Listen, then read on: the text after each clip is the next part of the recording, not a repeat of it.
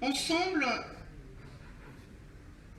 parce qu'on doit aujourd'hui bâtir des projets qui répondent aux besoins réels des habitants et qui les associent aux décisions, qu'ils soient à l'échelle d'une rue, d'un quartier ou qu'ils soient à l'échelle de la ville tout entière.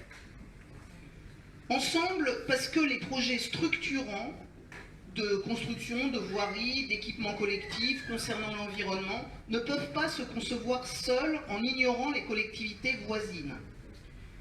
Il est plus que temps d'engager des réflexions communes et des actions qui harmonisent et mutualisent les énergies et les moyens et sortir des oppositions idéologiques frontales.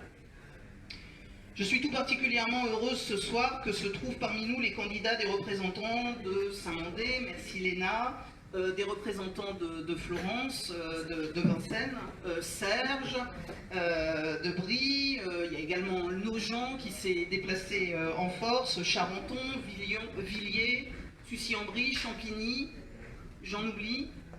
Non, c'est bon. Donc le territoire est vraiment très très bien représenté. Alors, chers amis, nous ne serons peut-être pas toujours d'accord sur tout. Des fois, le débat avec certains d'entre vous ont commencé, mais votre présence, naturellement, marque les bases d'une coopération qui sera forcément fructueuse parce que nous avons les mêmes valeurs. Ensemble, parce que la démocratie participative doit trouver son chemin à Fontenay et s'installer durablement dans la vie citoyenne.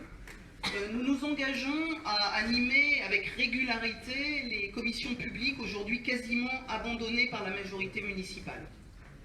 Les conseils de quartier sont également oubliés par la majorité actuelle. Nous voulons en faire des vrais lieux d'échange et de proposition. Je m'engage par ailleurs à consulter les citoyens lorsqu'il s'agira de faire des choix essentiels qui engageront l'avenir de la ville. Je m'appuierai sur le réseau dense d'associations qui existe déjà à Fontenay. Il n'est pas envisageable de renoncer à ce qui a déjà été engagé depuis de très nombreuses années en ce qui concerne la solidarité et le vivre ensemble. Car ces actions ont souvent montré leur efficacité pour nos concitoyens les plus vulnérables. Par exemple, Fontenay est cité en exemple pour son action en faveur des victimes de violences conjugales, avec un dispositif qui associe les élus, les travailleurs sociaux, les employés municipaux, des associations et la police. Et moi, je suis fière quand ma ville est citée en exemple, quelle que soit l'origine des initiatives qui sont prises. Il ne nous vient pas une seconde à l'idée de remettre en cause ces actions. En revanche, il faut les amplifier. L'enjeu de demain, ça va être de garantir une plus grande harmonie et un meilleur dialogue avec les services de la ville et dans l'intérêt général.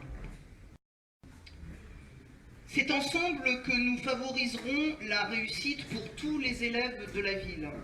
L'inégalité scolaire due aux inégalités sociales est insupportable et c'est notre devoir de la combattre.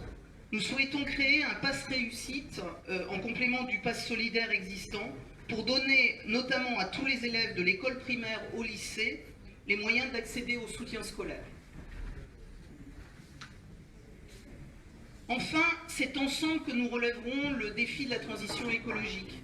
Par exemple, il n'est plus question de stigmatiser les automobilistes contre les deux roues ou les cyclistes contre les piétons, qui est un sport national à Fontenay.